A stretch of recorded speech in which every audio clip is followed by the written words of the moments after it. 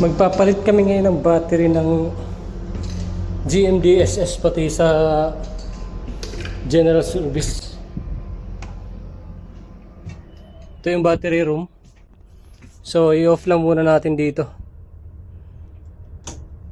Off natin. So ito guys, look. Ito yung off natin sa battery.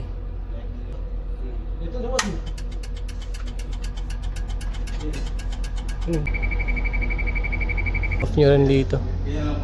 May alarma siya. So wala nang voltahe yung radio.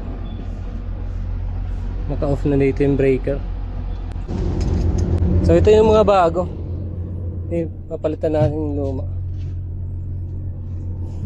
So ang unang tinanggal dito is yung negative. So ayan na guys, natanggal na yung mga connections. So ilalabas na to, kapalitan ng bago. Kailangan linisan din yung lagayan ng battery. Okay, so yung bago naman. Mga bago to lahat. So titestiran na naman bawat cell. Titestiran, so dapat ayan, meron tayong tester. So ayan, meron tayong kuha 2.1. Pangalawang battery 2.1 din. Ayan na, nakakonect na natin in series ha. Oh, may sounds pa. Tapos ito na yung negative. Ito yung positive. Ito yung huling ikakabit natin dito sa battery.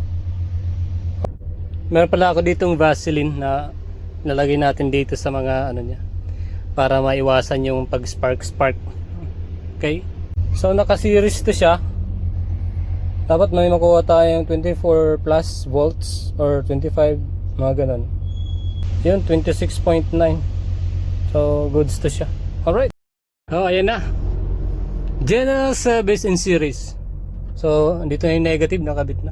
Positive always huli dito sa battery niya. So dito na, kabit na. So punta natin dun sa battery room. Hindi natin ipapaservice muna to. I-charge muna natin to siya ng 24 hours bago i-service.